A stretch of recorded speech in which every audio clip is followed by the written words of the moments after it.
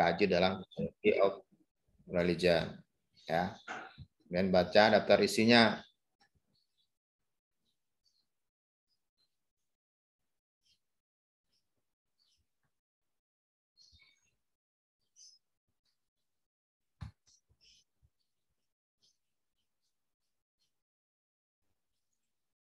Ada berapa bagian tuh? 1, part 1, part 2,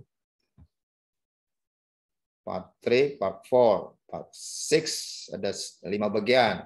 Nah, di bagian-bagian itu pengelompokan dari topik yang dibahas. Yang pertama adalah religion as field of sociological knowledge. Ya, religion sebagai arena pengetahuan sosiologis.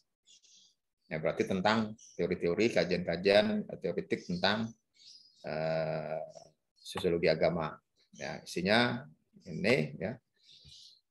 Yang kedua, agama dan perubahan sosial. Kira-kira tentang agama dan perubahan sosial. Kemudian bagian 3, agama dan kehidupan sehari-hari ya. Religion and the life course itu misalnya. Ya. Kelima apa nih? 5, agama, political behavior, perilaku politik dan public culture, agama dan kehidupan publik ya, politik dan kehidupan publik. Yang keenam adalah agama dan ekonomi ya, timpangan ekonomi. Nah, kita balik lagi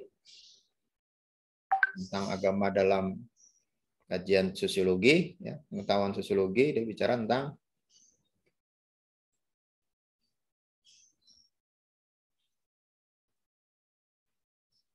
ini studi tentang sosiologi agama, kemudian akar keagamaan di dalam masyarakat,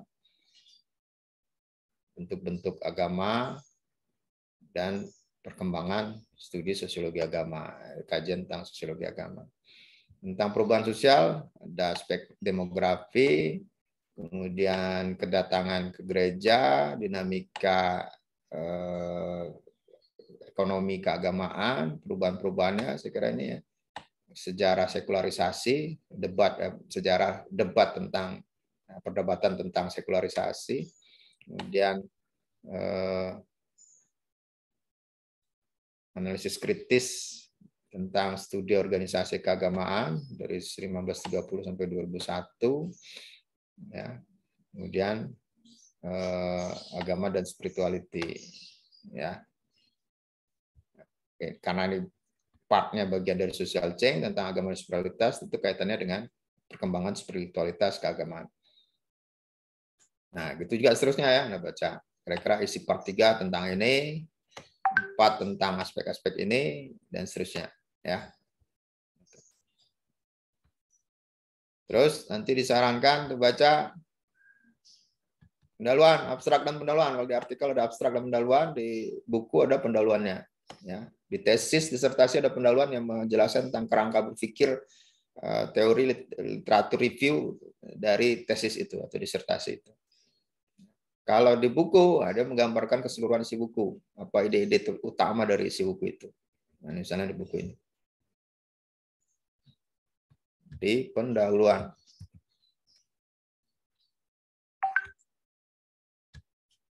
Di sini nggak ada pendahuluan ya.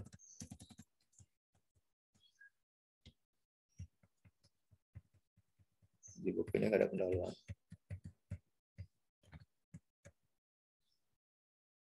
Nah, biasa di bagian awalnya adalah pendahuluan ya, di Sociology of Religion in Late Modernity ya. Bagian pendahuluannya dia. Jadi biasanya bicara tentang apa isi buku. Nah, tadi terus. Nah, ini di handbook kan.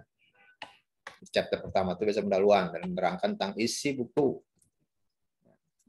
The intention behind this handbook, tentang handbook ini was to bring together current research and thinking in the sociology of religion. Untuk mengantarkan, menyampaikan current research and thinking in the sociology of religion.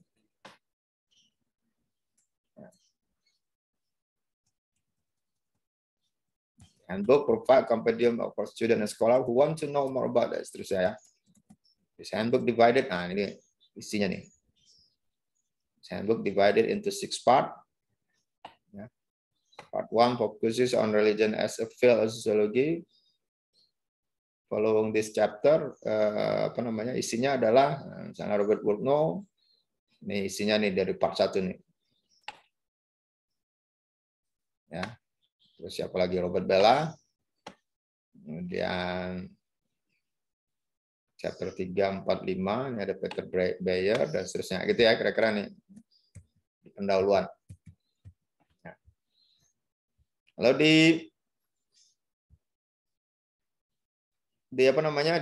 artikel jurnal juga begitu, udah baca abstraknya. Ya, abstraknya ada ide utamanya, tesisnya ada di sini. Ya, artikel menunjukkan arti penting peran society selama penjalangan sebenarnya ini problem risetnya. Ya. Berbagai awal tesisnya menguraikan berbagai dimensi, artikel berangkat dari risetnya. Sini ada tesisnya. Ya, untuk itu argumen utama menggunakan kerangka. Nah ini dia ya. Argumen utama. Ini misalnya tentang isi dari tulisan. Di sini metodologi. Nah, kemudian pendahuluan. Pendahuluan kita kira-kira kajian tentang penyelenggaraan sekolah alternatif seperti itu, ya itu dikaji melalui seperti apa, ya apa isu-isunya dan kemudian dikaji seperti apa. Mungkin di dalam pendahuluan itu ada literatur review. Nih, ini literatur review nih. Ini peta kajian tentang penyelenggaraan sekolah untuk anak miskin. Bisa kelihatan ya? Halo?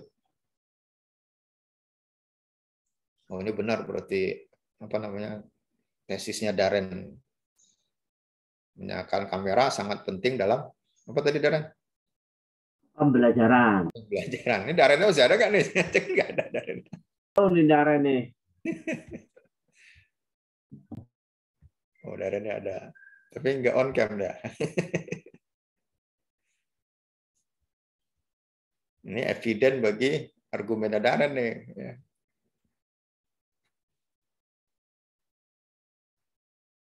Wan, peta studi tentang penyelenggaraan pendidikan untuk anak miskin ya. Ada dikategorisasi hanya bicara tentang aspek-aspek mikro pengelolaan sekolah, tentang proses belajar mengajar, yang studinya ini 1, 2 tentang pengembangan kurikulum, pengembangan keterampilan hidup, life skill ya. Ini kemudian manajemen sekolahnya si Dedi, Suwarno, Agung, dan beberapa aspek mikro sosialnya seperti pola orientasi pendidikan anak dalam keluarga miskin 2004. Ya. Nah, berdasarkan itu, studi ini, artikel ini bicarakan dengan konteks yang lebih luas, konteks sosial makro. Gitu. Karena itu dilihat sebagai, nah di sini tesisnya termasuk tesis ini nanti nih ya.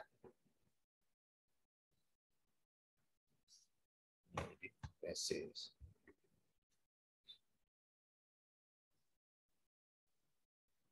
Nah, ini pengertian dari gerakan sosial yang digunakan. Tujuan tulisan. Nah, yang diuraikan menggunakan kerangka berpikir gerakan sosial.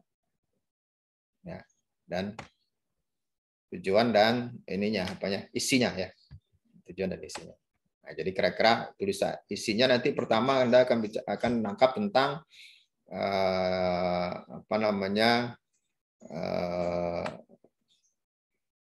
terlibatan CSO, ini deh 1 konteks gerakan, 2 aktor-aktor dan organisasinya, kemudian model aksi, dan ketiga arah pengembangan aksi dari civil society. Itu kira isinya.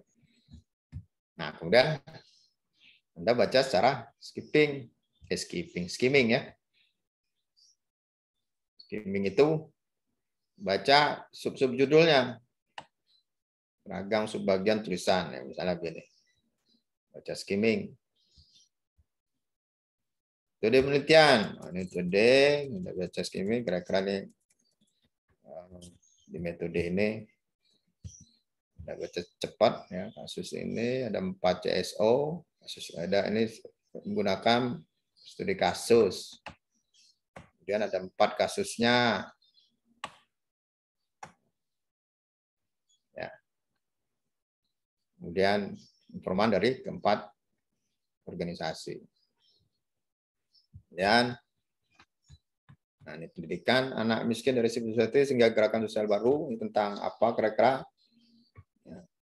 Ini tentang isinya tentang teori ya kira-kira. Kemudian nih CSO penyelenggara pendidikan untuk anak miskin tentang profilnya 1, 2, 3, 4.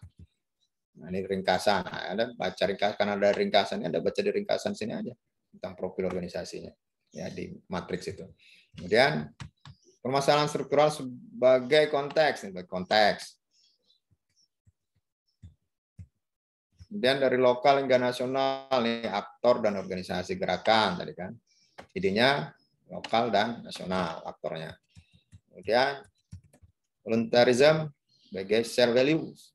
Nah, idenya adalah kesukarelaan religius ya. Ikhlas gitu ya. Ibadah, amal ibadah dan seterusnya. Kemudian model aksi. Kemudian jaringan sosial aktor. Mobilisasi sumber daya. Kemudian perubahan struktural untuk memutus rantai. Ini kira-kira tentang apa nih? Ya, tujuannya kayak, dampaknya kayak kira-kira. Nah ini berikutnya tentang pengembangan gerakan penyelenggaraan untuk anak miskin. Ini berarti secara proyeksi ke depan. Kesimpulan sudah selesai. Nah, kira-kira itu isinya tuh tentang poin-poin aspek-aspek yang dari isi tulisan ini, gitu ya. Nah, setelah Anda baca itu, ya, baca penutup kesimpulannya, idenya apa dari kesimpulan itu, apa poin penting dari temuan itu. Nah, biasanya kalau Anda baca kesimpulan, ya, Anda akan mendapatkan penguatan dari tesisnya, gitu, ya.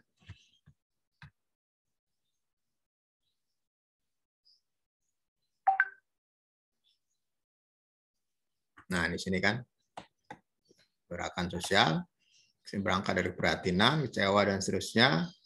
Ya, kemudian ini poin-poinnya yang memperkuat dari tesis bahwa penyelenggaraan itu adalah merupakan gerakan sosial.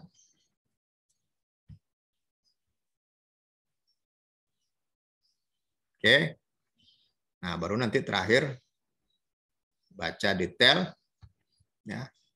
Kenapa perlu baca keseluruhan? Nah, nanti Anda diminta untuk menemukan apa namanya? Tadi kan sudah tesisnya ya, claim dan reasonnya, nah, evidence-nya, terutama evidence utama. Karena ini nanti penting untuk Anda menjadi bahan bagi Anda untuk penulisan literatur review dan skripsi nanti ya. Evidence utama. Ya, temuan-temuan utama yang mendukung tesis si penulis.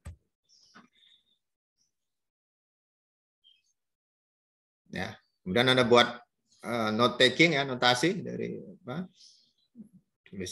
tulisan dan buat catatan di pinggir tulisan. Kalau ini Anda bisa tulis di pinggir ya, misalnya kalau di di PDF ya. PDF Anda bisa tulis buat comment ya namanya ya. Sticky note. Nah, sini ya, sticky note.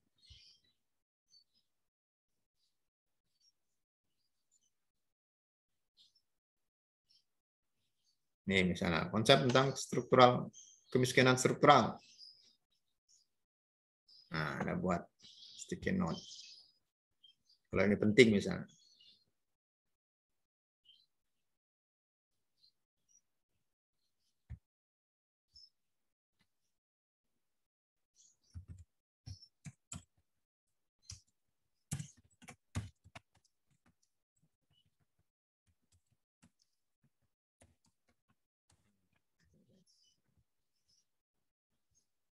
Atau kalau ada tadi ketemu tesisnya, ada buat juga catatan tesis di sini misalnya tadi ada tesis. Nah, ini misalnya.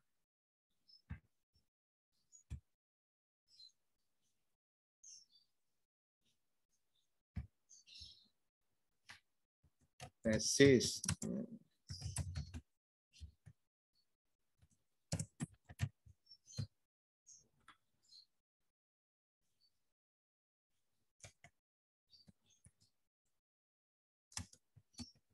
Si gerakan. Ya, nah gitu misalnya.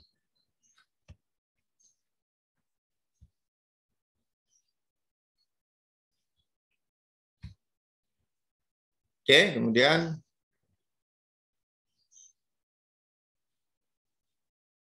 bagaimana mereviewnya? Anda pertama buat ringkasan. Oh, mana?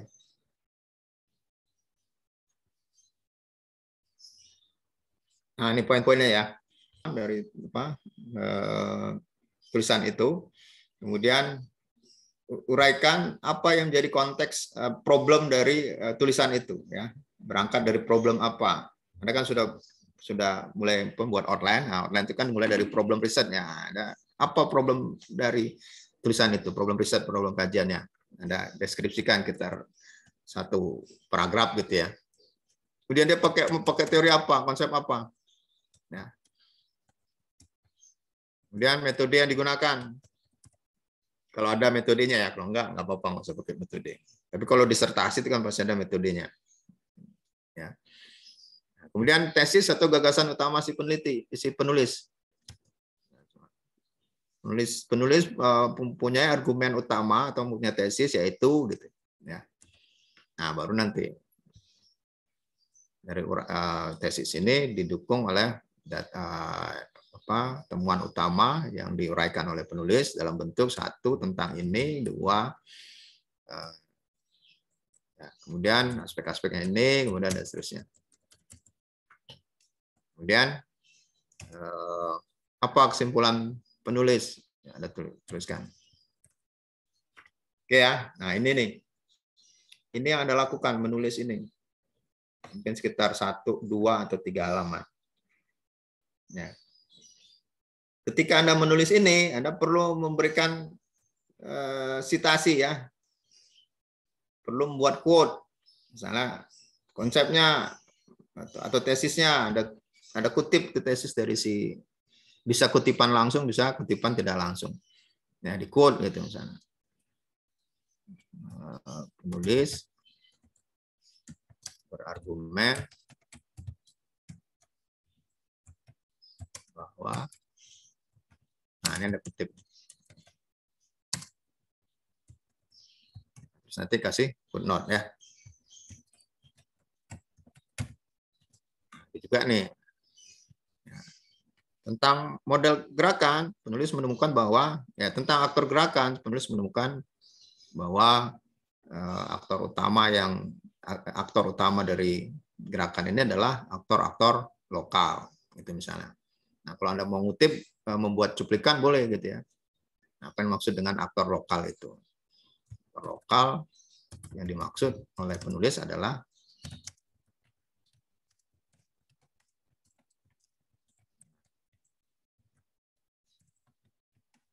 buat kutipannya, kemudian nanti misalnya diakhiri dengan footnote. Di halaman berapa Anda kutip dari tulisan itu. Gitu ya.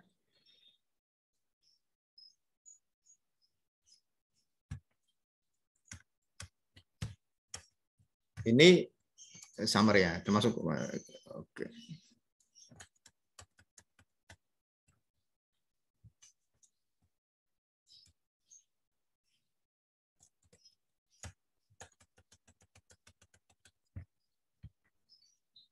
Oke. Nah, ini summary ya, ringkasan. Kemudian di bagian akhir nanti kemudian Anda buat penilaian terhadap literatur itu, artikel ke buku itu ya. Penilaian itu kira-kira kelemahan dan kekuatan dari tulisan. Apa kelemahannya atau kekuatannya. Misalnya datanya kayak gitu misalnya. Ya, kelemahannya apa misalnya? Terlalu terlalu apa namanya, pembahasan terlalu muter-muter, atau kelemahannya misalnya referensinya tidak didukung dengan referensi yang kuat gitu misalnya. Ya, kelemahan referensi. Ini paling satu paragraf atau 2 paragraf aja yang Anda tulis. Yang namanya review itu poinnya di sini ya. Penilaian ini. Itu yang namanya review itu di situ. Tapi review itu berangkat dari summarize ini, summary ya. Kemudian kelemahan penilaian tadi, kelemahan dan kekuatan, kemudian relevansinya dengan topik riset Anda ya. Apa relevansinya pada aspeknya, pada aspek apanya gitu ya. Terus apa bedanya dengan rencana riset kalian? Nah, kalau tulisan ini fokusnya pada aspek ininya, sementara rencana riset saya lebih ke aspek ininya. Ya, sekitar ya kalau penilaian ini mungkin nggak sampai 1 halaman ya, 2-3 paragraf itu cukup ya. Nah, jadi keseluruhan mungkin sekitar 2-3 halaman itu cukup untuk satu review literatur. Sampai di sini ada pertanyaan?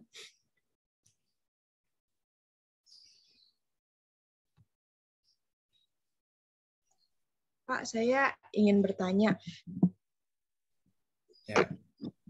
Jadi kan kalau misalnya, tapi saya tentang menuliskan apa ya, kayak pengutipan gitu Pak. Nah misalnya saya kan mau ngutip gitu, tapi di jurnal. Nah di jurnalnya itu kayak dia tuh udah ngutip dari buku, terus dari orang lain juga gitu. Jadi saya tuh nulisnya harus 2 atau dari 3 orang gitu Pak? Dari yang kamu baca. Dari yang kamu baca. Kecuali itu misalnya teori. Misalnya kamu baca bukunya si Bedu. Si Bedu menggunakan teorinya Bourdieu. Bedu dan Bourdieu. Ya. Kamu baca Bourdieu dari si Bedu. Ya. Ini kamu sampaikan tulisan penjelasan Bourdieu tentang ini seperti yang dikutip oleh si Bedu, nah gitu. Footnote-nya Bedu bukan Bourdieu. Gitu. Paham nggak?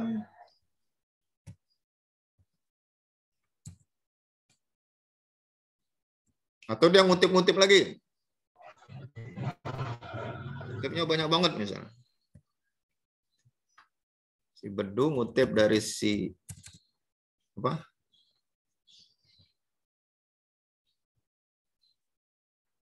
Kamu bacanya si Bedu. Bedu ini ngutip si Fulan. Fulan ngutip si Bourdieu misalnya. Ya. Nah,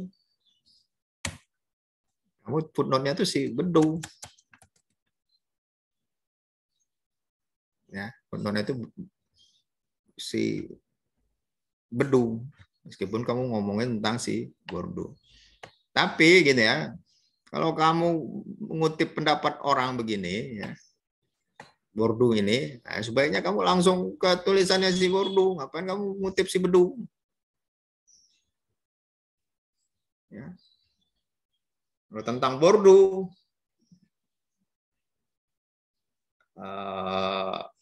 kamu ngutip bukunya Bourdieu langsung. Atau tulisan tentang Bourdieu. Misalnya Jenkins ya, tentang itu ya. Yang Bourdieu, The Key Concept, itu Jenkins juga.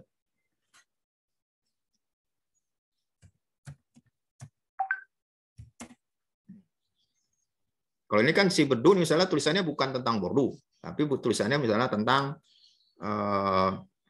tentang persaingan di sekolah gitu misalnya.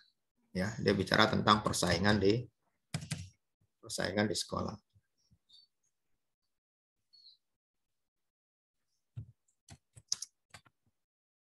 Apa itu persaingan gitu misalnya. Yang ngutip dari si fulan. Dia ngutip Bordu tapi ngutipnya dari si fulan. Nah, keliru juga. Ngapain dia ngutip Bordu dari si fulan? Ya. Nah, kamu ngutip Bordu juga dari si fulan dan dari si Bedu. Berarti berapa kali tuh apanya? Apa namanya? Level kutipannya tuh ya. Nanti bisa bias kan? Cara si fulan memahami Bordu, kemudian cara si Bedu memahami Bordu melalui si fulan. Nah, kan udah jauh banget. Makanya kamu kalau mengutip Bordu, kamu ngutip aja dari langsung si Bordunya. Atau tulisan tentang Bordu. Gitu, ya. Karena si Bedu ini ketika dia mengutip Bordu, dia bicara tentang persaingan sekolah. Gitu. Bukan tentang teorinya Bordu. Gitu. Gitu ya. Terima kasih, Pak. Oke, ada lagi, silakan. Saya mau nanya, Pak. Ya. Tadi mungkin yang udah dijelasin soal review tadi itu dalam bentuk jurnal kan, Pak. Tadi kalau dalam bentuk buku itu gimana, Pak? Tadi kan ada metode, terus ada bedanya apa gitu dengan penelitian kita. Itu kalau misalnya buku yang kita review, apa nanti ada penjelasan lagi, Pak? Ya. Jadi kalau buku, sorry nih buku ini mestinya satu sendiri ya. Kalau buku dia nanti kamu harus buat ini apa namanya review. Kalau di handbook ya handbook, misalnya bukunya handbook, kamu buat saya sendiri aja deh. Ya. Jadi kalau reviewnya buku itu kamu pertama overview. Ya, resume dari overview dari semua isi buku. Secara ringkasan dari isi buku semuanya. Keseluruhan isi buku. Ringkasan aja, kamu bisa lihatnya dari daftar isi. Kemudian kamu resume, buat resume chapter-chapter yang relevan. Kan tidak semua isi buku itu relevan kan, ya. Kecuali kalau buku teori ya, kalau buku teori dari awal sampai akhir harus utuh itu ya. Kalau buku tentang teori, tapi kalau buku tentang apa namanya segala macam apa yang umum gitu ya. Nah, itu chapter-chapter yang relevan, misalnya kayak buku handbook tadi misalnya. Ya, misalnya handbook. Di sini kan kamu overview dulu nih semua isi buku nih. Bahwa buku ini bicara tentang aspek 6 bagian, yang pertama tentang ini, dan seterusnya, ditulis oleh ini, dimaksudkan untuk ini, ya, dimaksudkan untuk itunya Anda lihat di pendahuluan tadi kan. Itu. Nah, tentu ringkasan dari ikhtisar dari seluruh buku. Ya, kemudian nanti baru masuk ke ambil yang relevan, Kak. Kamu bicara tentang identitas misalnya. Sini identitas ada di fokus di sini nih, chapter ke-4. Di bagian keempat. Nah, dari keempat ini kira-kira kamu ngambil yang 1, ya, 2, gitu. Nah, chapter 16 dan 8, 16 hadis itu nanti kamu resume lagi tuh 2 tulisan ini. Nah, 2 tulisan ini ditulis oleh si ini ya, Nancy Ammerman sama Arnold Davesky dan seterusnya. Ya. Bukan oleh Michel Dillon. Ya, Michel Dillon itu editornya. Atau yang gampang misalnya, Anda misalnya mau ngambil 1 chapter yang relevan, Nancy Ammerman, kamu meringkas tulisan Nancy Ammerman di chapter 16 dari buku handbook, diringkaskan, kemudian di bagian akhir di review, dinilai ini relevan nggak dengan tulisan kamu. Ya. Tapi kalau misalnya satu buku yang utuh gitu ya, misalnya ini seperti ini. Ini gimana ngecilin?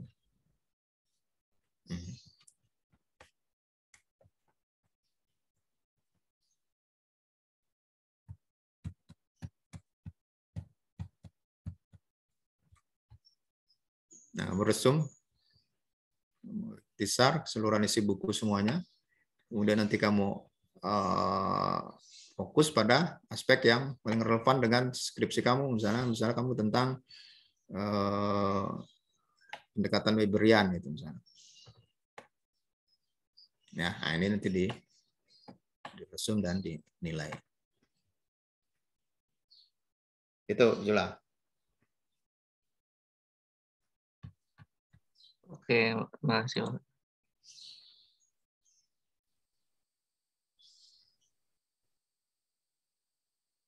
Kalau tesis sama ya, tesis kan ada metodologi, ada apa segala macam itu diringkas. Ya, kemudian nanti di overview keseluruhan bab ya. Nah, kemudian nanti di apa namanya diambil temuan-temuan utama dari disertasi itu dan dinilai dia relevan nggak dengan tulisan kamu.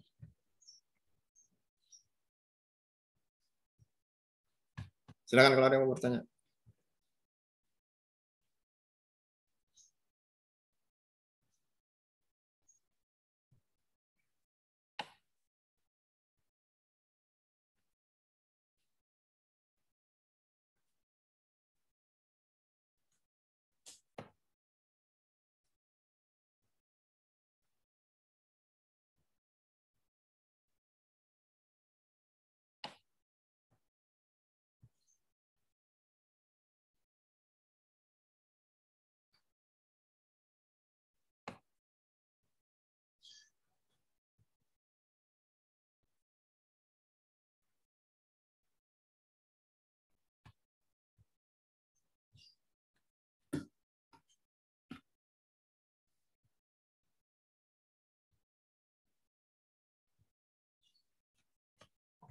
Nah, ini nanti laporan bulan akhirnya ya, tapi nanti kita bahas itu. Nah, misalnya ini contoh dari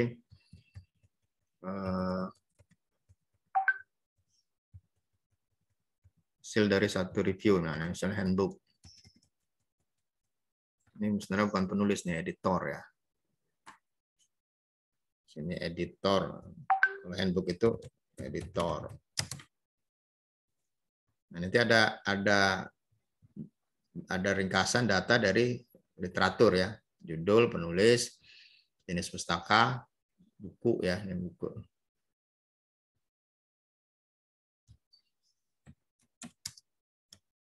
Tahun terbit, penerbit, halaman, itu ada rate. Kalau artikel nanti ada rate-nya ya, ratingnya. Nah, di paragraf pertama bicara tentang pegangan ini bertujuan untuk menampilkan terusnya. Ini kan tadi dia diambil dari berapa poin dalam itu ya, di pendahuluan tadi ada tuh ya. Kemudian ini mesti dibuat paragraf tersendiri nih. Ini terdiri dari 6 bagian, bukan 6 bab, 6 bagian ya. Bagian, terus kemudian masuk ke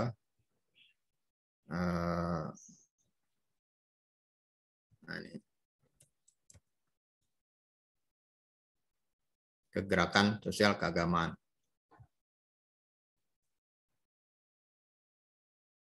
Ini masih di sini.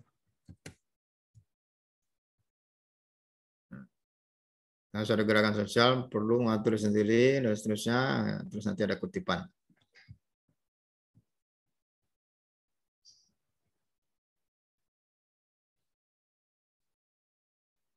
Ya, ada kutipan ini keliru dan ya. Oh enggak, sorry. Nah, pengutipnya Malcolm Hamilton. Kan bukunya si Sociology of Religion ya. Footnote-nya footnote terkait dengan artikel ya. Terkait dengan tulisan. Ya. Oke, nah itu terus sampai ini sampai ke penilaian ya. Perubahan ini adalah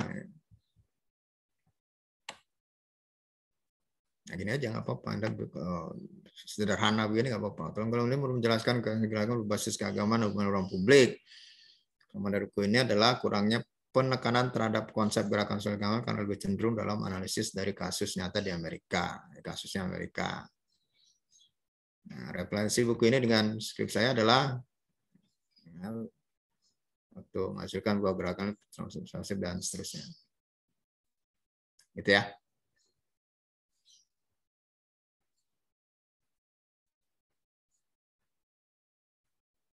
Ini buku, terus nanti ada yang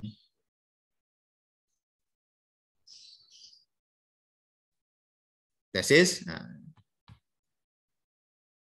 judul, menulis, jenis pustaka tesis, kalau disertasi, tahun, universitas dan program studi ya, program studi pendidikan Islam, 132 halaman. Ya, ratingnya nggak perlu tulis ya. Nah, kalau di sini masih ada konteks problem tadi ya. Jauh kebingungan tentang apa dan seterusnya. Kemudian metode etnografi. Dan dia buat ringkasan penelitian, menjelaskan aspek-aspek penting, apa ringkasan dari tesisnya. Dan ada footnote-nya ya. Nah, ini baru pokok argumentasi dari ini tesis si Supriyadi. Ya. Terus ini nanti temuan-temuan utamanya yang mendukung dari tesisnya.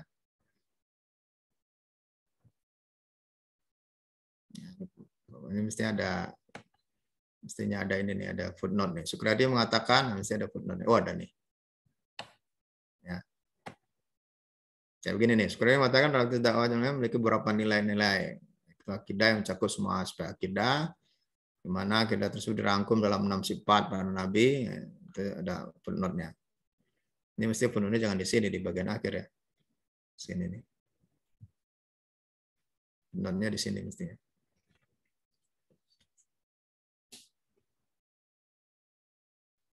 Nanti dari halaman berapa sampai halaman berapa. Coba lihat footnote-nya. Nah, misalnya kalau penjelasannya panjang, misalnya 62, halaman 62 sampai halaman 63 atau 64 gitu ya. Nah, itu sampai pada kesimpulan nih. Terus keunggulan tesis, penilaian keunggulan tesis ini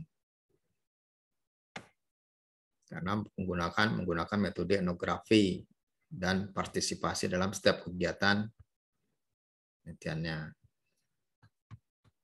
Tapi terdapat kelemahan, yaitu penulis tidak menekankan lebih jauh mengenai konsep truth claim yang digunakan. Itu. Ya. Terus relevansi penelitian dengan skripsi saya dan seterusnya. Ini kalau tesis. Nanti artikel. Basis? Siap, Pak. Sudah kembali saya, Pak. Ya. Oh, izin ini. Bentar. Habis nerangkan ini nanti dicambuk, dilanjutin Pak Aziz ya. Nah, ini jurnal. Ya. Tadi problem, konteks problem. Kenapa dia meneliti itu? Kemudian teorinya apa? Menggunakan teori penyebaran informasi dan pengaruh, Rogers. Kemudian pokok argumentasi, ya tesisnya ya. Kalau di artikel ada cari tesis itu tadi ya di abstrak atau di pendahuluan. Kalau jurnal-jurnal nasional, ada yang punya jurnal nasional nggak? Coba di-share, kasih ke saya. Biasanya agak susah Anda menemukan tesis itu di dalam artikel jurnal nasional. Ya. Nah, caranya Anda cari di kesimpulan. Di kesimpulan, si tulisan, Anda cari itu apa kesimpulan dari si penulis. Nah, itu Anda anggap sebagai tesis si penulis ya. Karena biasanya orang Indonesia itu sukanya di belakang-belakang gitu. Belakang-belakang baru ngerti maksudnya apa gitu ya. Muter-muter dah dulu nanti belakang ada maksudnya. Tapi kalau di dunia akademik di dunia barat atau di akademik umumnya di awal dia sudah harus ketahuan dia mau apa gitu, apa gagasannya. Nah, itu maka ditulis di pendahuluan dan di abstrak. Ya, sama. Kemudian nanti di bagian akhir ada kesimpulan, kemudian keunggulan dan kelemahan dari tulisan, kemudian relevansi dengan tulisan Anda.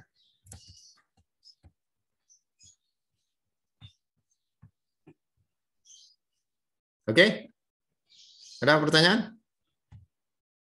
Ini saya baru download nih artikel di Organization, di jurnal Canadian Journal of Education Administration and Policy. Nah, di sini kita bisa langsung kelihatan tuh tesisnya apa. Ya. Ini abstrak, it identify critical factors that may lead teachers union. Nah, ini critical factor.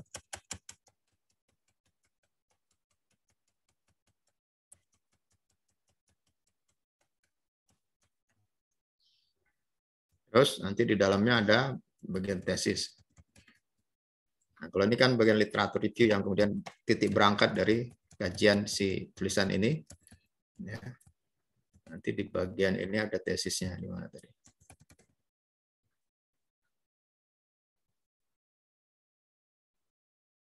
Anda biasanya mencari misalnya I argue, gitu ya. I argue, saya berargumen, itu tuh tesis dia itu biasanya. This article based on thesis, nah itu di jurnal-jurnal internasional. Ini tadi saya lihat di sebagian sini nih.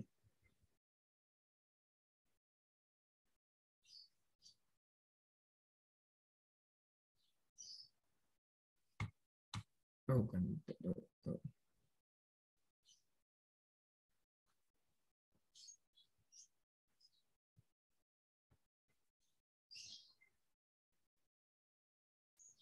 Nah, adopting the typology developed by Carter, ya. This paper identifies, ini. This paper identifies critical factor that may lead teachers union to challenge government reform. How and when the teacher organization might instead accommodate a governmental reform, and under what circumstances renewal drive and organization. Ini tesis dia nih. Ya. Nah, kemudian ini bagian apa-apa yang mau ditulisnya. The section that follow review literature, ini sistematika tulisan. Isinya mau ngomongin apa saja. Pertama, literatur review, kemudian description of the Carter typology, landasan teorinya, kemudian over 3 cases, 3 kasus. Di sini ada literatur review khusus nih, ada bagian khusus literatur review. Kemudian di kerangka teori, ya, conceptual framework. Kemudian nih isinya tentang kasus-kasusnya ada 3 kasus, ya. 1 British Columbia Teachers Federation, 1, 2, 3. Nah, kemudian nanti diskusi dan kesimpulan. Di bagian akhir adalah kesimpulannya. Oke.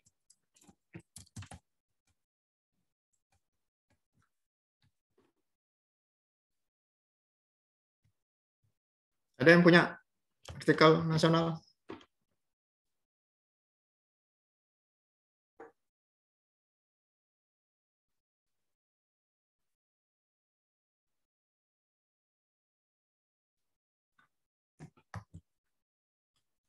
Atau ada pertanyaan, silakan.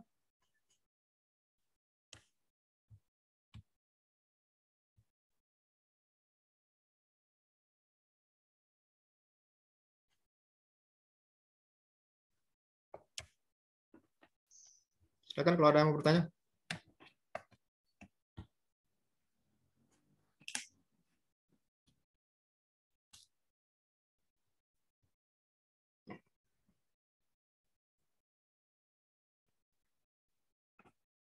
Sudah ada yang mulai review, baca-baca literatur?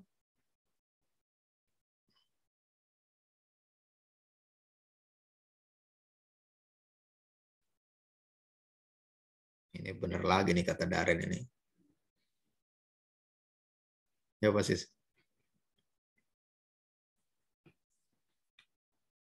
Sepakat lah. Tapi dalam jadi paradoks nih. Salwa. Tadi Salwa kayaknya. Salwa, ada Putri Ayu. Sandwich, saya kalau ada Salwa ingatnya sandwich saja.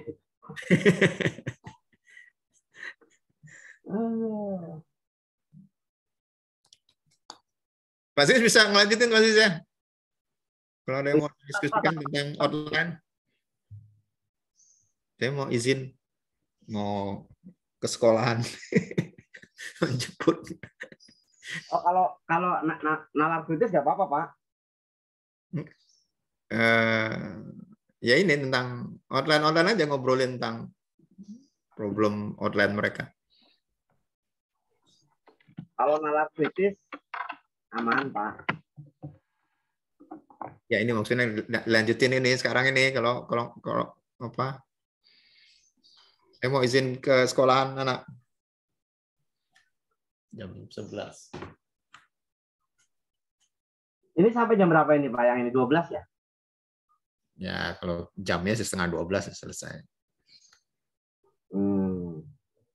Nanti setelah itu nalar kritis kan, Pak? Iya, jam 1. Nah, nalar kritis. Siap. Ya, saya sebentar doang, jemput doang ini.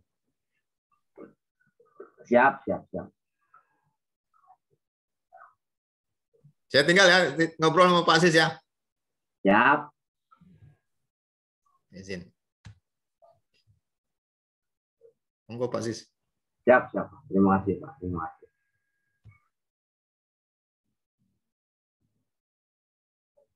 Oke, tinggal punya siapa yang belum ini?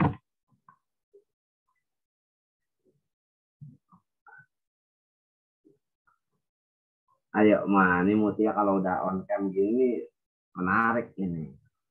Ada spirit, semangat. Salwa, Putri, Widiana, tapi Wardah belum muncul ya. Apa satunya lagi ya?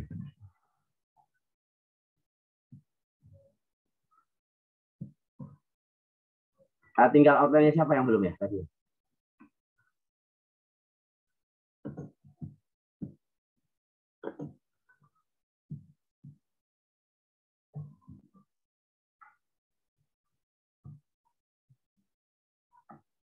Tinggal outline-nya siapa?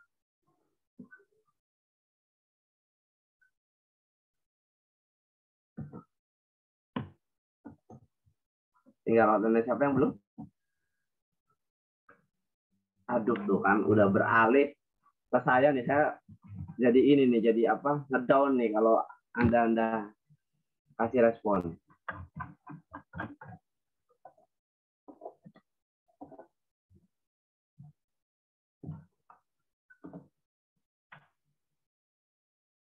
Ada yang mau sharing outline?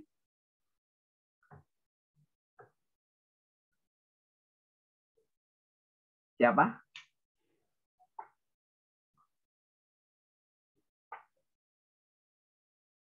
Zura mau sharing outline? Kenapa, Pak? Mau sharing outline? Yang lain mungkin, Pak. Siapa? Silakan sebutkan. Yang kayaknya Mutia siap nih udah. Mutia langsung tertawa lagi, dibilang siap malah tertawa dia. Mutia mau sharing?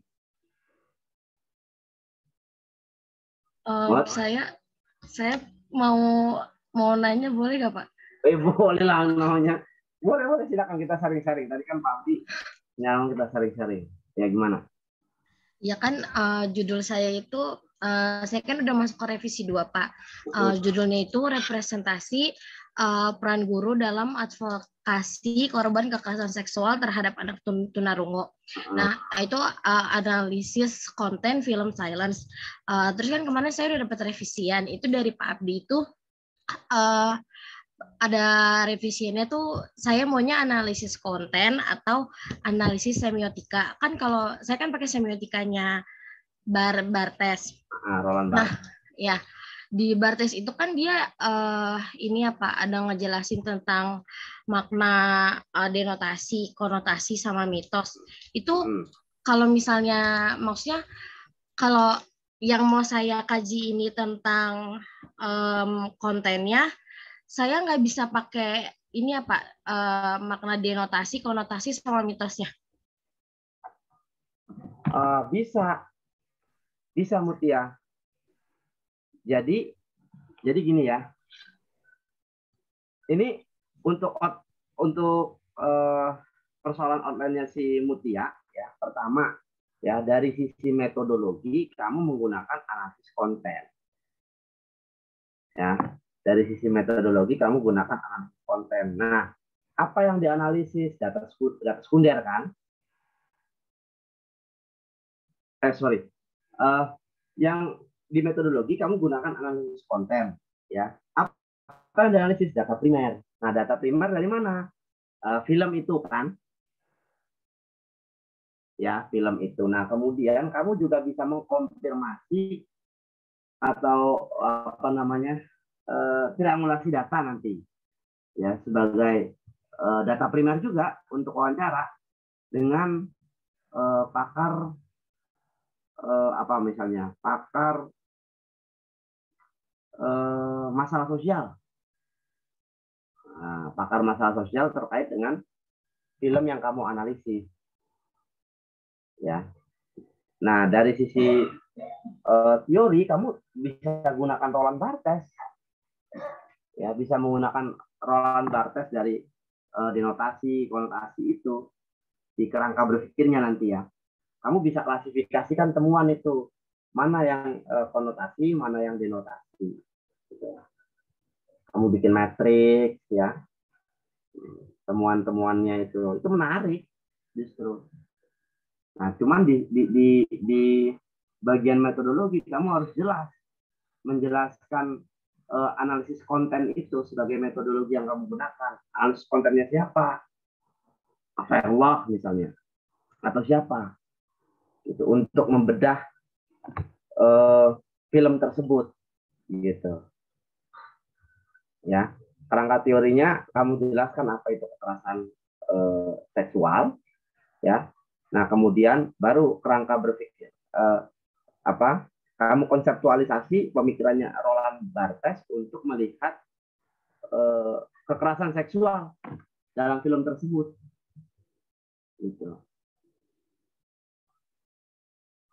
Dan kamu harus cari ya studi-studi sejenis yang dekat, gitu ya, yang dekat punya kesamaan dengan studi kamu. Nah, kita kan ini kan sebagai pemula ya, kita sebagai pemula, sebagai pembelajar, jangan ragu-ragu untuk melakukan apa namanya copy master. Ya, copy master itu beda dengan copy paste ya. Perlu itu menjadi perhatian Anda. Copy master itu beda dengan copy paste. Copy master itu kamu ikutin cara dia menulis, ya, cara dia menggunakan teori, cara dia mengabstraksikan teori dengan temuan. Nah, itu copy master tuh. Ya. Kamu lihat, kamu baca utuh, itu menjadi inspirasi kamu menulis. Menjadi inspirasi kamu meneliti objek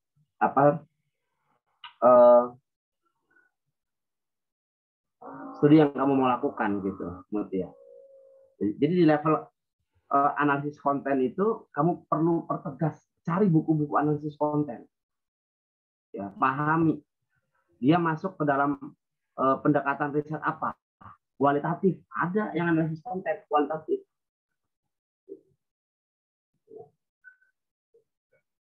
ada yang analisis konten justru apa ya, dalam aktivitas dari kajian literatur ke proposal nanti dan sampai ke riset nanti, kerjamu tuh hanya duduk baca, dan kalaupun kamu pergi ya kamu wawancara sama pakar untuk triangulasi data. Kamu cari pakar masalah sosial, ya. Kamu cari, kamu mintai komentari. apakah kekerasan seksual itu dialami oleh film itu menceritakan dialami oleh perempuan kan ya? Kenapa Pak? Maaf. Film itu dialami oleh menceritakan kejadian kekerasan seksual dialami oleh perempuan. Anak-anak Pak, anak-anak yang tunarungu. Baik laki-laki maupun perempuan. Iya. Nah, kamu kan bisa lihat bahwa dalam kasus kekerasan seksual yang dialami oleh tunarungu ini kan bisa dialami oleh laki-laki dan perempuan gitu. Dia bisa menjadi korban gitu. Nah, coba itu cari di jurnal-jurnal. Makanya kemarin itu di masa pandemi ini kita diuntungkan ya. Kita diuntungkan banget. Ini contoh nih ya. Saya itu baru saja mendownload tulisannya Pak Mugis. Ya. Pak Mugis itu sangat produktif gitu ya. Pak Mugis itu sangat produktif. Dia nulis tentang pandemi ya. Saya belum baca, baru aja download ya. Saya belum baca. Baru aja download linknya ya. Nah, ini. Udah kelihatan belum? Belum Pak. Nah, ini link-link jurnal tuh. Ya.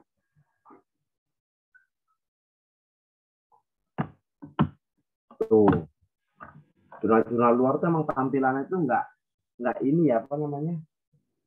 Nggak bikin mata kita jenuh ya. Lihat no backgroundnya no. Di dashboard ini dashboard jurnalnya kita lihat ya. Enak ya, lihatnya kan ya. Ternyata ini bisa di-download. Tuh. Tuh.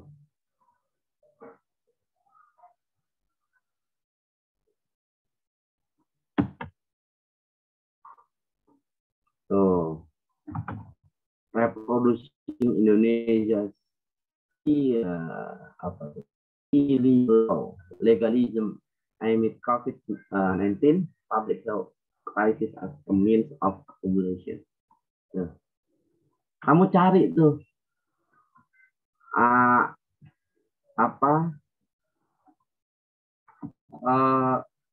riset-riset gitu ya.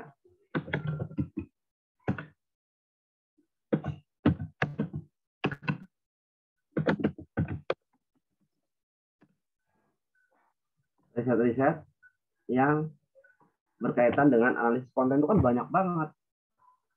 Nah, biasanya kalau Anda punya spektrum yang cukup ya, mengerjakannya enggak book ya, mengerjakannya itu pakai timeline ya, pakai direncanakan gitu ya, itu jauh lebih bagus. Nanti Anda nggak cuma sekedar comot-comot comot jurnal gitu. Kata kunci aja analisis konten. Roland Barthes.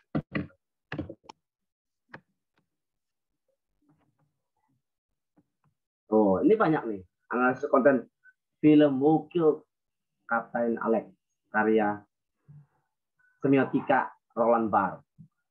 Ya kan? Banyak kan? Nah, cari yang sejenis nih sama film-film yang kamu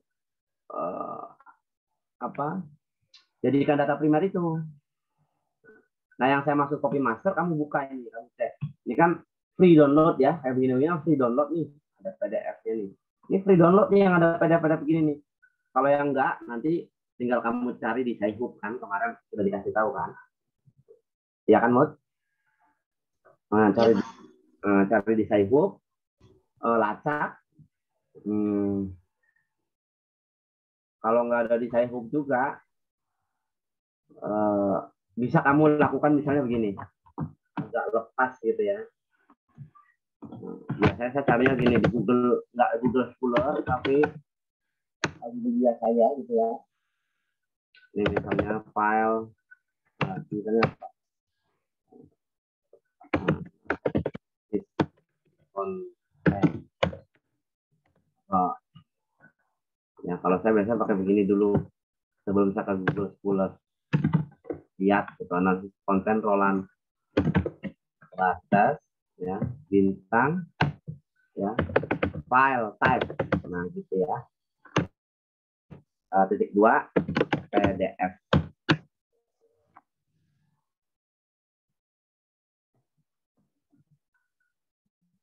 Ya, biasanya begitu tuh. Itu kan semuanya PDF tuh yang keluar tuh. Ya kan PDF. Tuh, ada skripsi bahkan nih. PDF. Atau analisis konten Roland Barthes bintang tesis. File type PDF. Tuh PPS UNJ ada nih. Kita cek ya.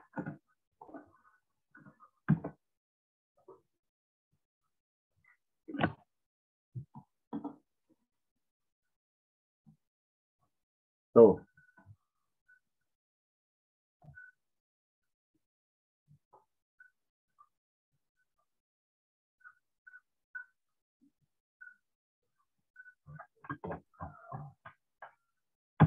Kamu juga perlu memahami orang menggunakan Roland Barthes ya.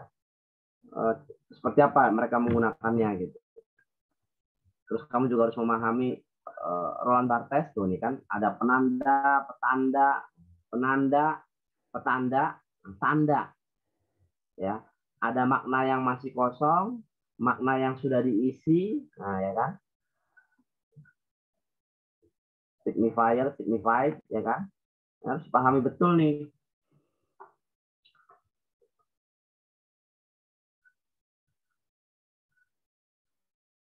Misalnya lihat iklan Marlboro, ya, laki-laki naik kuda pakai topi koboi, sepatu jengkel, pokoknya Marlboro. Ya, itu dekat dengan apa machoisme, ya, maco, laki-laki maco dan seterusnya gitu. Kemudian diisi tanda apa yang masih kosong itu, ya rokok semua kan sama kan rokok itu. Tapi kemudian ada penanda petanda, ketika ini ada tanda konotasi makna sekundernya yang diisi oleh aneka macam makna-makna, ya, maco apa segala macam.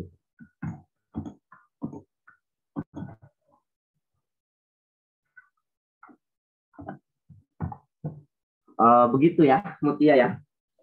Iya Pak. Sama saya mau nanya satu lagi boleh Pak? Boleh. Kalau kan kita misalnya udah dapat referensi dari jurnal internasional Pak. Terus kan jurnal internasional harus kita terjemahin dulu ya. Nah itu kalau misalnya kita terjemahin sendiri, nanti saat kita tulis di skripsi kita itu ada tulisan diterjemahkan oleh diri sendiri atau gimana Pak nanti nulisnya? Kan itu teknis pengutipan ya. Iya. Teknis pengutipan. Nah, jadi kalau hanya satu kalimat, kamu tuliskan. Daftar pustakanya di mana? Di catatan kaki ya. Tapi kalau kamu kutipnya banyak,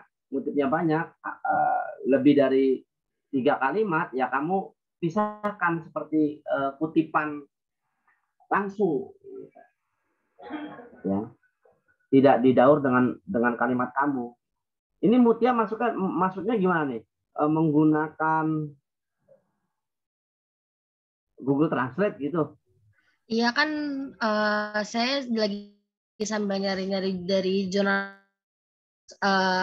ada satu paragraf yang mau saya ambil. Nah terus habis itu apakah paragraf dia yang bahasa Inggris ini saya taruh juga di skripsi saya atau translate dari sayanya aja? Inggrisnya dong. Oh. Inggrisnya yang kamu cantumkan. Kamu kalau pakai Google Translate pakainya apa, Mutia? Iya karena pakai Google Translate, kadang pakai itu di handphone namanya Papago. Udah pernah nyoba sederet.com? Apa Pak? Sederet.com. Belum Pak. Belum.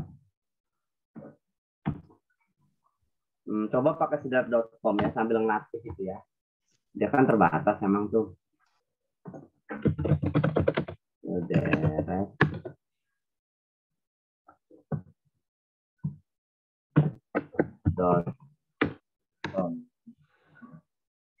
Nggak apa-apa, karena memang misalnya bahasa kita terbatas ya.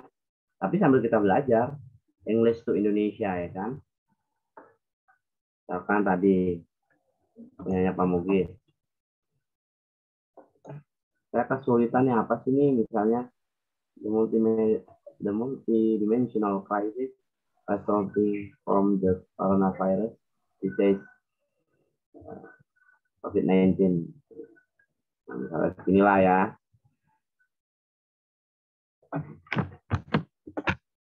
Misalnya gini.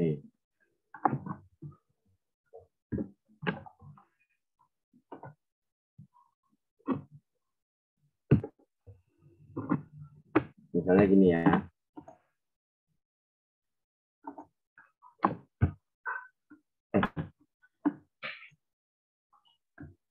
Mana tadi? Nah, ini. Kita letakkan di sini.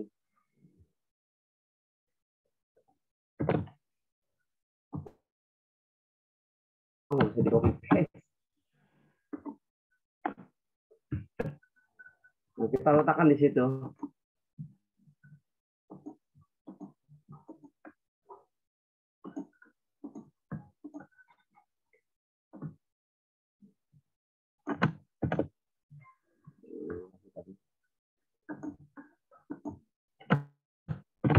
Nah, ini memudahkan kita banget nih. Reproducing Indonesia's liberal legalism amid COVID-19 public health crisis means accumulation tuh. Mereproduksi Indonesia. Liberal, mereproduksi, jadi ada beberapa makna gitu yang memudahkan kita kesehatan masyarakat sebagai sarana akumulasi. Tuh, di tengah kesehatan masyarakat. Tuh.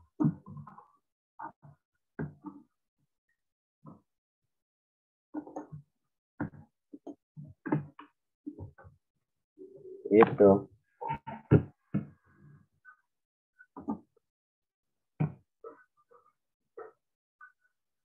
Jadi kutipan itu ya, kita teknis pengutipan ya, Mut? Iya, Pak.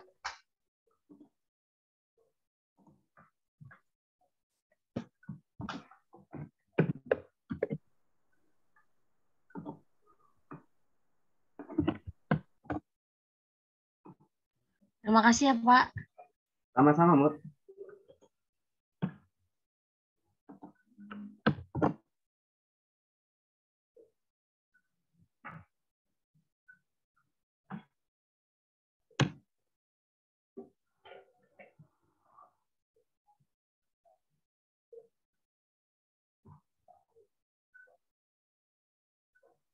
Ada lagi?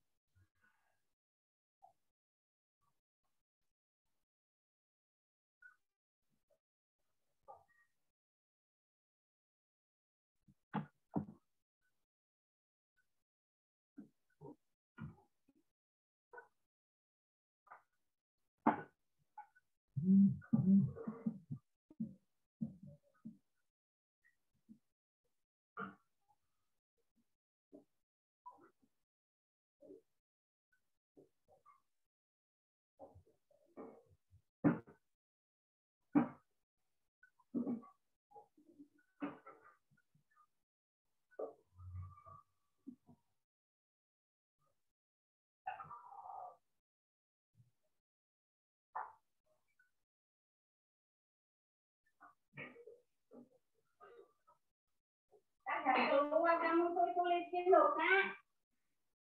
Malah waktu itu anaknya.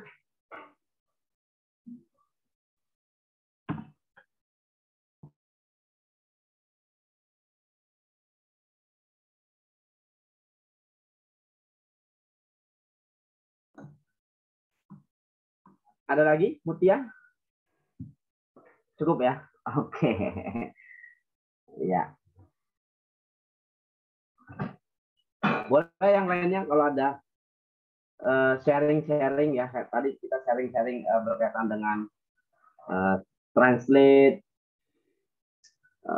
pencarian ya di Google ya, search engine gitu ya, gunakan kata kunci teknik-teknik untuk memudahkan kita cari studi-studi yang relevan ya. Karena kalau kalian punya waktu yang direncanakan, dengan baik, itu luar biasa nanti. Karena kalau saya baca naskah skripsi gitu ya, kalau saya dipercaya untuk jadi DP1, DP2 atau sekretaris gitu, saya lihat kadang-kadang kok studi sejenisnya kok jauh gitu, jauh dengan temanya dia. Padahal ada yang lebih dekat. Kalau saya cek ada yang lebih dekat gitu. Kalau saya cek tuh ada yang lebih dekat, ada yang lebih punya keterpautan ya dengan isu yang sedang dia riset gitu. Tapi kenapa nggak dikutip? Nah, pas saya tanya, saya buru-buru Pak, buru-buru Pak, gitu jawabannya. Nah, dari kemarin atau dia berubah gitu biasanya, berubah dari kajian literatur yang sudah dilakukan. Makanya Anda ini punya kesempatan yang bagus di mata kuliah ini untuk sesuai dengan minat, Anda paham dengan isu itu.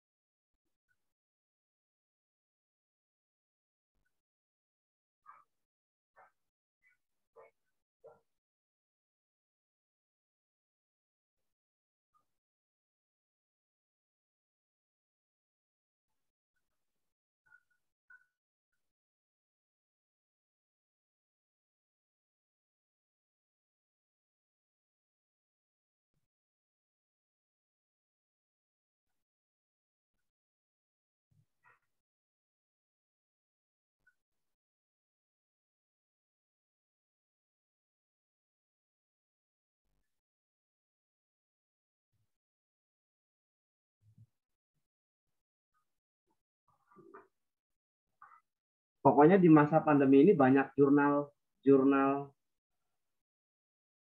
gratis tuh. Ya. Nanti aja saya mau minta tadi jurnal yang didownload sama Pak Abdi tentang teacher movement apa ya? Saya lupa tadi ya. Teacher movement, resistance and behind ya kalau nggak salah ya judulnya itu. Resistance and behind. Cari bahan, cari literatur penunjang, download sebanyak-banyaknya, pakai nggak pakai, taruh di folder. Nanti kategorisasi lagi, bikin.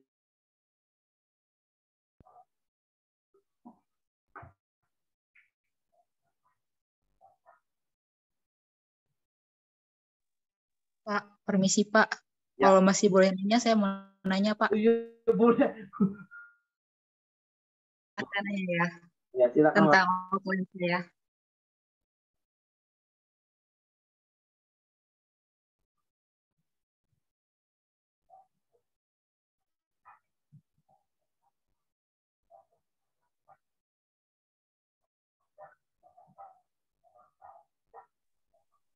Nah, tolong dikebawahin lagi di bagian metodologi.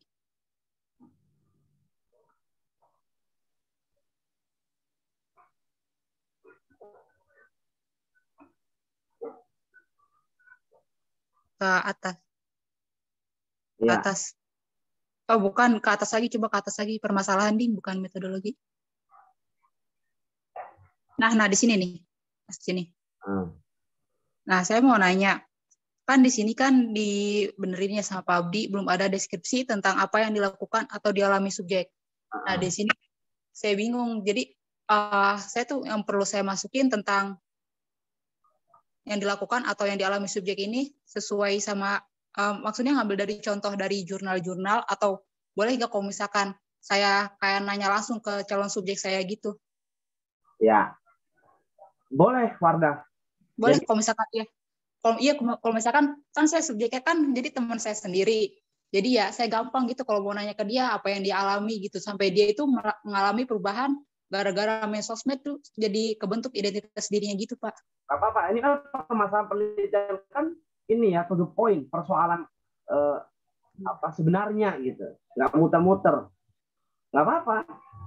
Oh, jadi nggak apa-apa kalau misalkan saya sumbernya itu dari wawancara langsung, bukan dari jurnal gitu buat yang bagian ini ya, Pak? Iya, straight to the point. Oh, boleh. Ya udah, Pak. Terima kasih, Pak. Sama-sama. Fasis. Ya. Nah, justru kalau permasalahan yang memang dari lapangan benar, jangan bukan dari literatur lagi. Oh gitu, Pak. Iya, Pak, soalnya saya bingung gitu. Wawancara. Takut salah lagi. Iya, Pak. Terima kasih, Pak. Sama-sama. Jadi kan gini ya, tadi saya sepakat itu sama Pak Abdi itu ya. Kadang-kadang ini problem ya, di latar belakang itu suka jauh banget gitu. Di pendahuluan ya. Di pendahuluan itu muter-muternya lebih dari 1 paragraf. 2 paragraf, 3 paragraf, mana nih sebenarnya mau ngomong apa? Tiba-tiba saya sebagai pembaca, ya kalau baca skripsi itu jadi bingung gitu. Harusnya straight to the point. Itu nanti, itu buat belajar Anda nanti di tahap berikutnya ya, nulis proposal skripsi gitu. Kalau Anda dihadapkan sama bagian latar belakang permasalahan penelitian itu straight to the point. Yang diomongin masalah risetnya apa, di lokasi penelitian itu apa yang terjadi, bagaimana narasikan itu. Jangan kemana-mana. Sama-sama.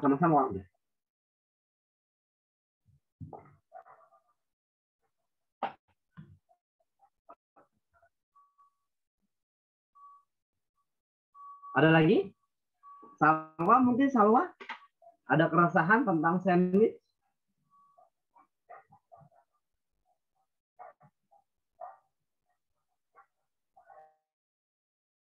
Salwa? Iya, Pak.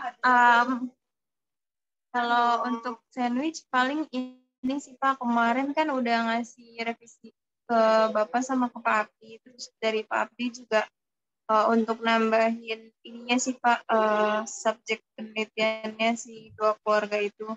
Nanti paling ya itu aja sih, Pak, belum ditambahin lagi yang Kalau kalau kalian punya effort yang ini ya, yang tinggi ya untuk membuat studi ini, ya memang sih nanti skripsi itu nggak harus membuat kamu punya cita-cita ingin mengguncang Rawamangun sih, enggak. Iya, Pak. Misalnya naskah saya nanti ini Rawamangun atau mana gitu. Dunia. Meneliti seluruh dunia gitu.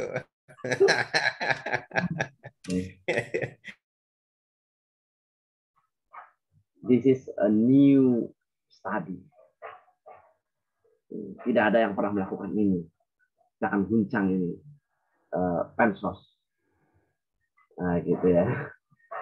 Ya boleh ada kayak begitu, tapi dibarengin sama semangat ya. Kamu cari studi sejenis, bikin matriks ya. Cari argumennya apa, temuan penelitian itu apa gitu. Bikin tuh dari sekian banyak jurnal yang kamu download. Tinggal kamu warna-warnain, oh ini sejenis sama saya, ini sama saya, ini sama saya. Nanti kan kamu bisa memikirkan apa ya bedanya dengan studi yang saya mau lakukan ya.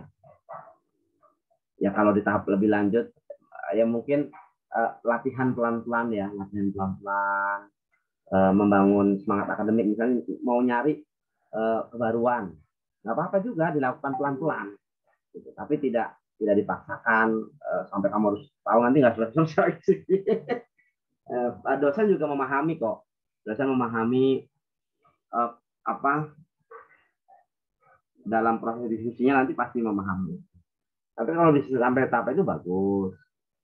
Apa yang mau saya lakukan ya sama si studinya si A, si B, si C. Kamu udah bikin matriks banyak. Saya dulu waktu bikin tesis juga begitu, bikin skripsi juga begitu, sama.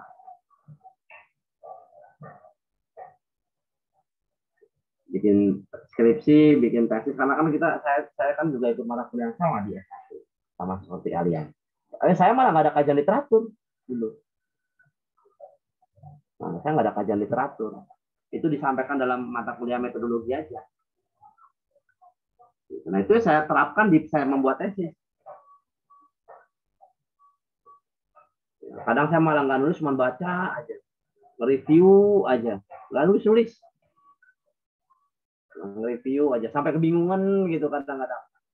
Jangan takut, tapi kalau Anda kebingungan, kelayangan, itu tanda udah mau nemuin titik fokus gitu. Jangan malah takut, aduh kok jadi bingung sendiri sih gitu ya. Sebel ya bingung, ini jangan. Kalau Anda udah mulai bingung, kelayangan, itu semakin berarti lagi memanas. Tinggal cari teman diskusi, ya, cari apa namanya, sparring partner, diskusi, lapor ke dosen, gitu, pembimbing. Kalau sudah dapat surat, ya, dan sabar. Kalau misalnya agak lama dibalasnya, harus sabar dikit. Oh mungkin dia lagi ngerjain ini, gitu. Harus husnudon. Husnudon. Benar ya Pak? Husnudon ya Pak? Jadi saya grogi. Jangan seudon. Ini dosen. Lama banget. Nggak pernah balas kontak. Pasti dia lagi ini. Pasti ntar malamnya atau besoknya.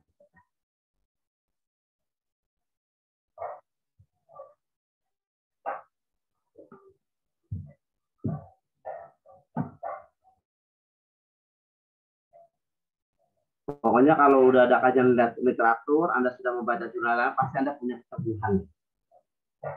Nggak ada rasa takut. Wah, ternyata ada yang sama sama saya nih, seperti si A, si B. Aduh, sama gimana ya? Ya memang semuanya nggak ada yang baru.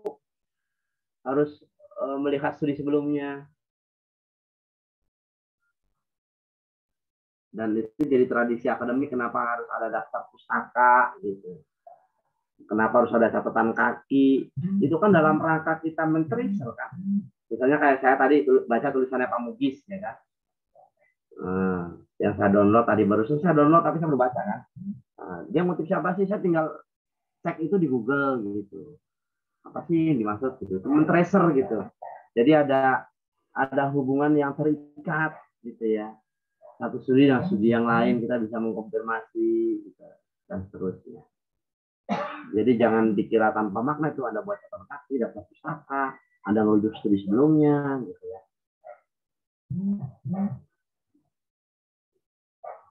Ada lagi?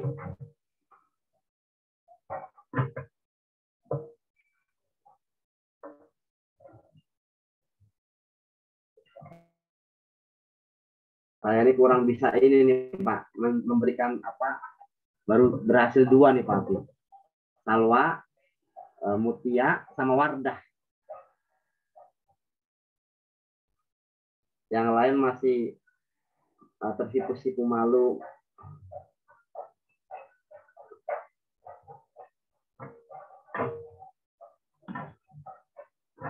Bagaimana Pak?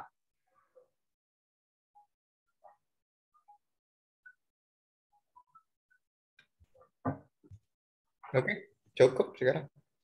Ada masukan? Lagi? Oh, cukup.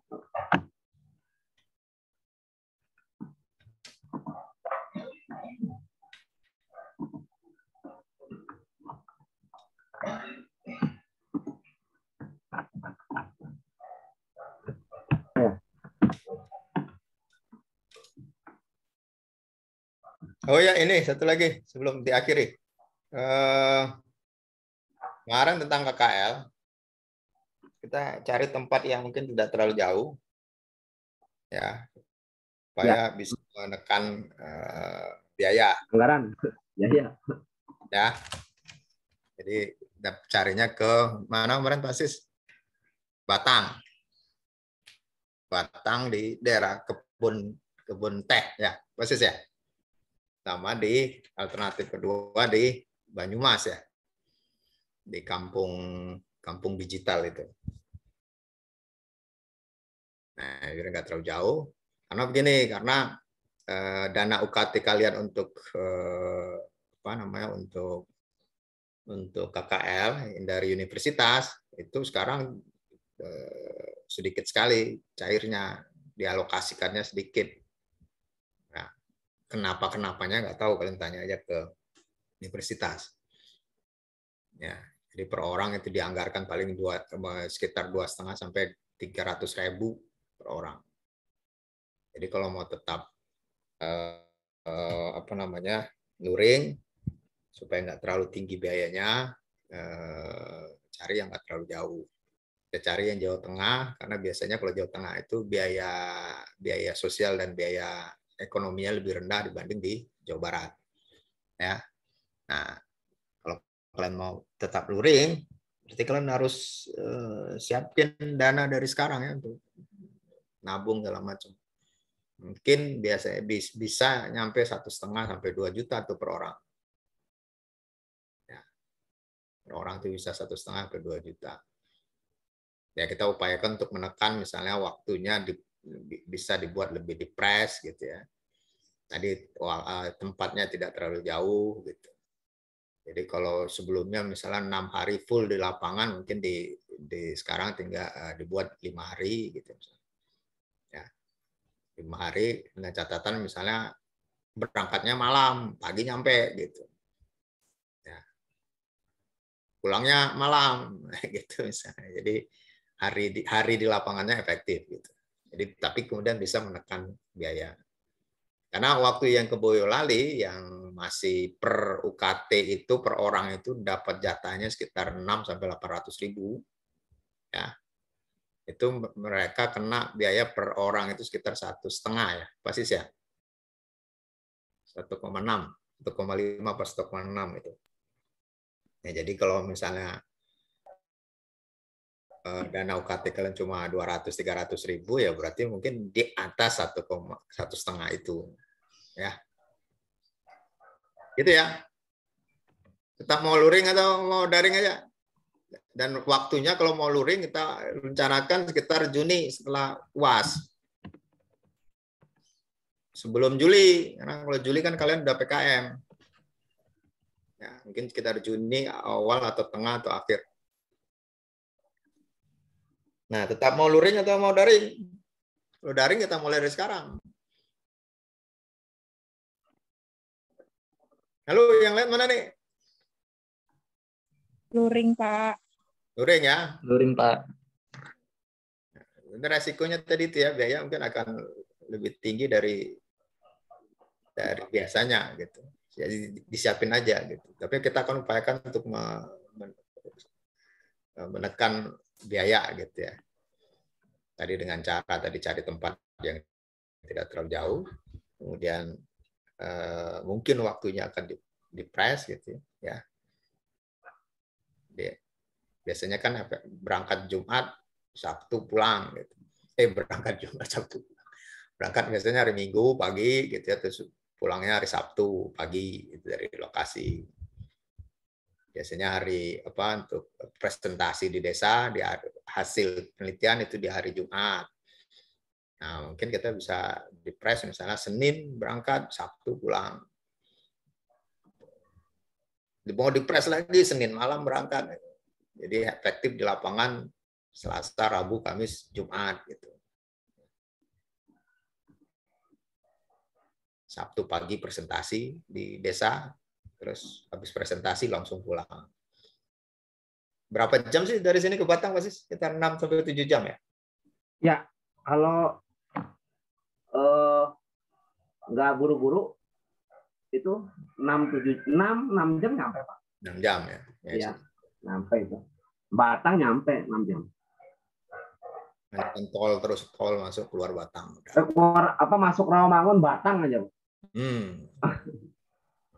Masuk Rawamangun keluar udah Batang aja. Batang aja udah. Udah nggak ngeliat apa-apa tuh, lihat jalan doang. Oke gitu ya. Nanti tolong dibicarakan lagi sama teman-teman. Karena kalau di Purwokerto agak jauh kemarin ya. Kemarin kan rencana kita Purwokerto ya, alternatifnya. Makan waktu mungkin ke Purwokerto bisa sampai 9 jam ya, persis ya? Iya. Nah dari keluar tol itu ke Purwokertonya jalannya agak berliku-liku itu. Tolnya yang terbatas. Ya. Oke, kita cukupkan ya Pak Sis ya? Ya Pak. Luring, luring Pak, selalu dia. Maaf Pak, mau tanya Pak, tadi pilihan tempatnya itu Batang, Banyumas, sama apa lagi Pak? 2 itu. Oh 2 itu aja. Di Banyumas yang apa tadi Pak? Di Kampung Marketer. Apa lupa saya. Banyumas sama Purwokerto mana lebih jauh Pak Sis? Banyumas sama Purwokerto. Banyumas itu kan kabupaten Pak. Iya, mana lebih jauh kalau dari sini? Ya kalau dari sini Banyumas dulu. Banyumas dulu ya, nah itu makanya. Ya. Kalau Batang kan langsung keluar tol udah langsung Batang. Cuma kalau Batang itu ada kebun teh, jadi kita bisa ambil yang daerah ademnya di bagian selatan ya, Batang bagian selatan.